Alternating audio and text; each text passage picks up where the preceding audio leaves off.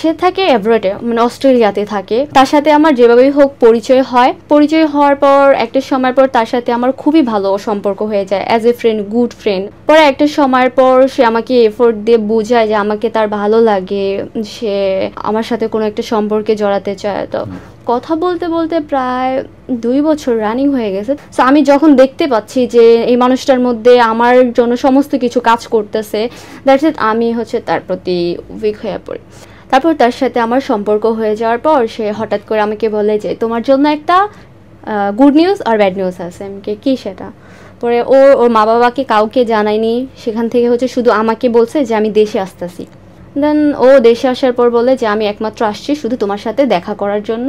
আসার পর আমার সাথে দেখা সাক্ষাৎ, মানে খুবই ভালো সম্পর্ক হয়ে যায়। মানে কি বলবো, ওর আর আমার এজ এ হাজব্যান্ড ওয়াইফের মতো সম্পর্ক দুজনের। হ্যাঁ, তখন আমার বাসা থেকে বিয়ের জন্য প্রেশার ক্রিয়েট করে। তখন আমি বললাম যে আমি আমার বাসায় ওর কথা বলে দিই, বলি যে আম্মু আমি এই ছেলেকে ছাড়া আর কাউকে বিয়ে করব না, সো আমার যদি বিয়ে করতে হয় আমি তাকেই বিয়ে করব। দেন কি করলাম, আমি আমার দুলাভাইয়ের সাথে, মানে আমার বড় বোনের জামাই যে, আমি তার সাথে তাকে পরিচয় করাই দিলাম। তো আমার বোনের সাথেও সে কথাবার্তা বললো, মানে অ্যাজ এ ফ্যামিলি মেম্বারের সাথে সে মিশে গেছে। তো আমার ফ্যামিলি মেম্বার মোটামুটি সবাই জানে যে আমি আর একটা ছেলের সাথে সম্পর্ক আছে, আমি অন্য কোথাও কাউকে বিয়ে করব না। আমার যদি বিয়ে করতে হয় তাহলে যে তাকেই বিয়ে করব।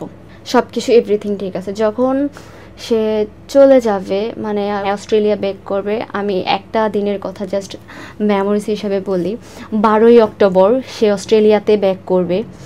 যাওয়ার সময় আমি তাকে বললাম যে তুমি তো চলে যাবা, আমি লাস্ট একটাবার তোমার সাথে মিট করবো, জাস্ট 20 মিনিটের জন্য তুমি আসো, আমি তোমার সাথে দেখা করে কিছু কথা বলবো। তো সে আসলো। আসার পর আমি তো খুবই কান্না করতেছি, সে চলে যাবে, সেও কান্না করতেছে যে আমার কাউকে লাগবে না, তুমি ছাড়া আমার লাইফে দ্বিতীয় কোনো নারী আসবে না, তুমি আমার জীবনের শেষ নারী, তাই আমি তোমাকে ছাড়া আমি কাউকে বিয়ে করব না, আমার যদি বিয়ে করতে হয় তোমাকেই করব।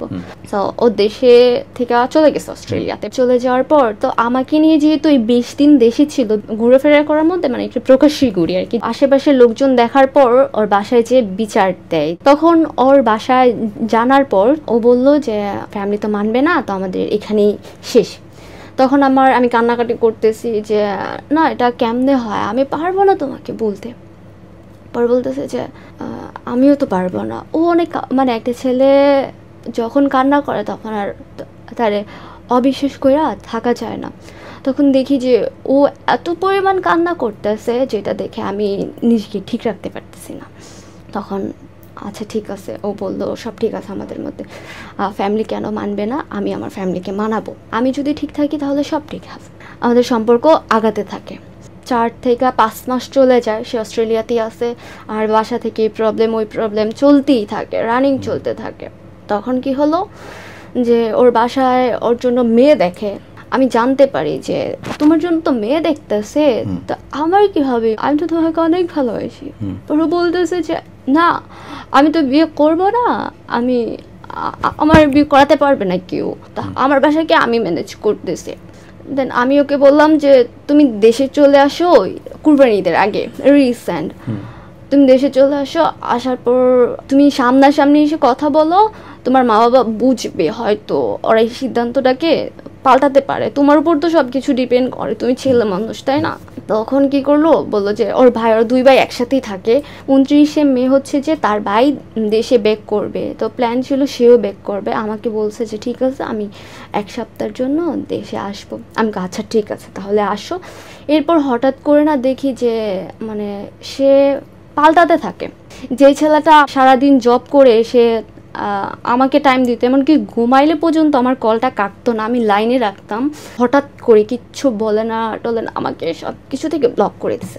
দেন ব্লক করে দেওয়ার পর আমি ওর সাথে যোগাযোগ করি, এমন কেন করলা, আমার বাসা থেকে মানতেছে না, বা যে তুমি ভালো না, হ্যান ত্যান, মানে সে বলতেছে, মানে তার মধ্যে না সাডেন চেঞ্জ, ও পুরোপুরি চেঞ্জ, সে আমার আমার প্রতি তার আর কোনো কিছু নেই, মানে সে আমাকে ছাড়ার আগেই সে যেমন মুভ অন করে ফেলছে, মানে এত স্ট্রংলি কথা বলতেছে। তো বলতেছে যে আমাদের পক্ষে আর পসিবল না আগানো, মানে অনেক রকম কিছু, তো আমার কথা শোনেইনি।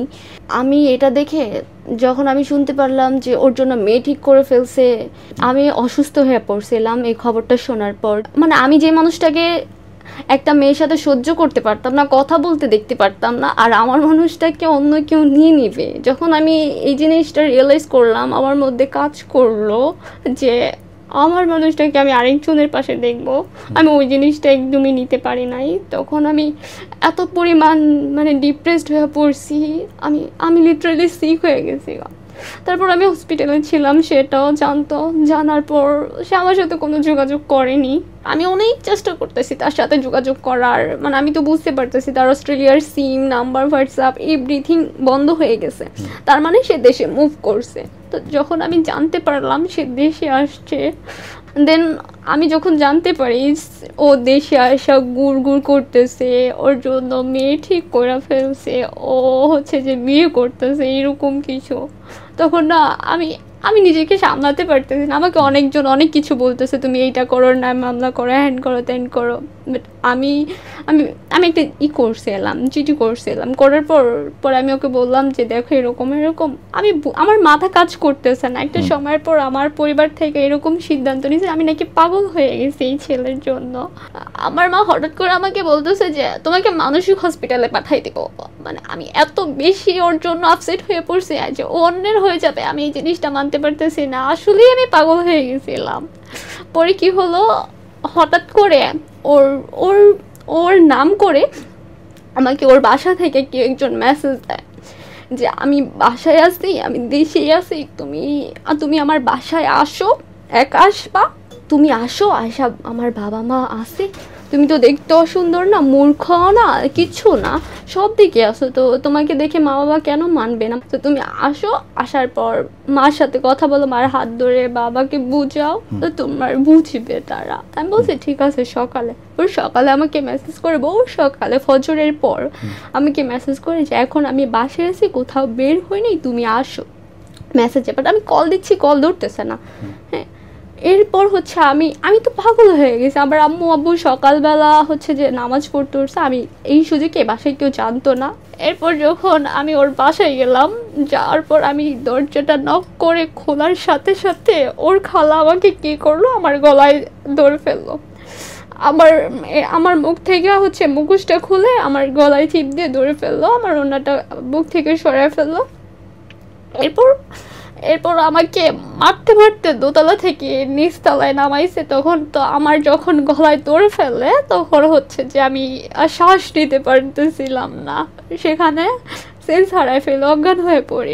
তখন সে বাসায় ছিল, কিন্তু সে বের হয়নি। পরে হচ্ছে যে আমি ওদের ফ্লোরে অজ্ঞান হয়ে পড়ে গেছি। পড়ে যাওয়ার পর ওদের বাড়িটা আমি যে মানুষ আছে না আশেপাশে যখন দেখতেছে আমাকে মারধর করতেছে, তখন আমি চিল্লাই বলতেছি কেন তাহলে আমার সাথে 2-3টা বছর এমন করলো, এখন আমার সাথে কেন এরকম প্রতারণা করলো। তখন কি করলো, ওর মা খালা সবাই আমাকে মেরে দেড়ে এই অজ্ঞান অবস্থায় হির করে টানতে রাস্তায় নিয়ে গেল, কিন্তু তখনও সে বের হয়নি। এরপর হচ্ছে এখানে আমার গার্জিয়ানকে ডাকা নেওয়ার পর আমি হচ্ছে বাসায় ব্যাক করার পর এটা নিয়ে আমার গ্রামে, তারপর এলাকায় প্রায় চেয়ারম্যান মেম্বার অনেকের কাছে বিচার অনেক রকম কিছু করে। এখন ওরা ভয় পাইছে যদি আমি মামলা টামলা করে দিই ওর নামে। এই যে আপনাকে মারধর করেছে, আপনি কোনো জিডি বা কোনো মামলা করেন? আমি করি নাই, কারণ কিসের জন্য, আমি এটা চিন্তা করছি যে যদি আমি এরকম কিছু করে এসে তো অস্ট্রেলিয়া যেতে পারবে না, আটকা পড়ে যাবে, আমি তার লাইফের কোনো ক্ষতি করতে চাইনি। কিন্তু তার মধ্যে সে এত বড় প্রতারণার ফাঁদ ছিল সেটা আমি বুঝতে পারি নাই। দেন কি হলো, সে যখন দেখলো আমি বাসায় গেছি, ওই দিনই সে চলে গেল। আমি ওরে কল দিলাম, কল দেওয়ার পর সে আমাকে বলে যে আমি তো বিয়ে করে ফেলছি, তাহলে তুমি 2টা বছর 3টা বছর আমার সাথে এমন কেন করলা। তো ওদের কথা ছিল কি, মানে আমরা মিডল ক্লাসের ফ্যামিলির মেয়ে, তো আর আমাদের ঠিক থেকে একটুই ছিল আর কি। তো এই কারণে আর কি, মানে যা পারছে যেভাবে পারছে ওইভাবে হ্যারাস্ত করছে। তোমার জন্য আমি কি করি নাই জীবনে, তুমি যখন যা বলছো সেটা করছি, যা শুনতে চাইছো তাই বলছি, ফ্যামিলিকে স্যাক্রিফাইস করছি। এট লাস্ট তুমি কি করলা, তুমি হচ্ছে যে অন্যের হয়ে গেলা। মানে ও ও আমার, আমি ওরে দেখছি যে একটা ছেলে মানুষ আমার জন্য কান্না করতে করতে বলছে যে তুমি ছাড়া আমি জীবনে কোনো নারীর কাছে যাব না, তুমি ছাড়া আমার লাইফে কেউ আসবেও না। আর সে হঠাৎ করে চেঞ্জ হয়ে যায়। পরে একটা সময় পর জানতে পারলাম তার মা খালা হচ্ছে যে, আমি জানি না এটা বলা ঠিক হবে কিনা, হচ্ছে যে এক প্রকার কুফর বোঝেন এগুলা করে। সো যেই মানুষটা হচ্ছে এত নরম মনের ছিল যে আমাকে ছাড়া কিচ্ছু বুঝতো না, সো ওই মানুষটাকে ব্ল্যাক ম্যাজিক করে সে পাথর বানায় ফেলছে। আমার প্ল্যান ছিল কি, যেহেতু সে অস্ট্রেলিয়াতে থাকে, আমি তার জন্য এলসের প্রিপারেশন নিয়েছি, এক্সাম দেওয়ার কথা ছিল এই যে 15 তারিখে, তারপর সমস্ত কিছু প্রসেসিং রেডি করছে, আমিও চলে যাব। দেন ও কি করলো, ওই তো বিয়ে করে ফেললো। এখন আমি কি করব, এখন আমার লাইফটা হচ্ছে যে আমার আর কারো কোনো মানুষের প্রতি বিশ্বাসই জন্মাচ্ছে না, যে আমি এগিন মানুষকে বিশ্বাস করবো। এভাবে ঠকে যে কোনো মেয়েই পারবে না। যে এই যে আমি সবার উদ্দেশ্যে একটা কথা বলি, যে যেই ছেলেরা বলে যে অপেক্ষা করো, ধৈর্যের ফল অনেক মিষ্টি হয়, সবুর করে, কিন্তু কখনোই না, পুরুষ কখনো কোনো নারীকে মন দিয়ে ভালোবাসে না। আমি চাইলে আমি মামলা টামলা করে তোমার অস্ট্রেলিয়া যাওয়া বন্ধ করে দিতে, কিন্তু আমি তোমার লাইফে ওরকম কোনো ক্ষতি করি নাই। কিন্তু তুমি এর কর্মফল ভোগ করবা, আগে হোক পরে হোক, এটার ফল ভোগ করবাই। আমি যদি তোমাকে মাফ করে দিই, আল্লাহ কোনোদিন তোমাকে মাফ করবে না। আর এটা মনে রেখো, পাপ কোনোদিন বাপকেও ছাড়ে না। আর তুমি তো মানুষ, তুমি জানতা যে আমি তোমার জন্য কতটা লয়াল ছিলাম আর কত কি করছি। তুমি ছাড়া দ্বিতীয় ব্যক্তি জানে না যে তোমার আর আমার মধ্যে সম্পর্কটা কি ছিল। আমি তোমার উদ্দেশ্যে এই কথাগুলোই বলি যে তোমার জীবনে সমস্ত কিছু হয়ে যাক, তুমি সব সুখ পাও, সব সুখ পাও, আল্লাহ তোমাকে সব কিছু দেয়, কিন্তু এই সুখ জিনিসটা যেন তোমার রিজিকে আল্লাহ না দেয়। আমি কোনো দিন তোমাকে মাফ করবো না, এটা আমার মনের দাবি। টাকা পয়সা সব কিছু পাবা, কিন্তু তুমি একটা সময় পর রিয়েলাইজ করতে পারবা, বুঝবা যে আমি তোমার জীবনে কি ছিলাম আর তুমি কি চাইতে গিয়ে কি হারাইছো। এটা তুমি আগে হোক পরে হোক এটা বুঝবা, আর এটার জন্য তোমার কাছে আল্লাহর কাছে জবাব দিতেই হবে। 2025 সালে এসে আপনি একজন মানুষকে এভাবে বিয়ে ছাড়া এতখানি বিশ্বাস করবেন, এটা আপনার একটা ভুল। আমি আশা করব নিজেকে আপনি সামলাবেন, নিজের ভুল শুধরানোর চেষ্টা করবেন। আপনার বাবা মাকে যে কষ্ট আপনি দিয়েছেন, সেই কষ্ট তাদের মন থেকে মোছার চেষ্টা করবেন, তাদের মন জয় করার চেষ্টা করবেন এবং আল্লাহর কাছে দোয়া করবেন আল্লাহ যেন আপনাকে নিজের ধৈর্য ধরার শক্তি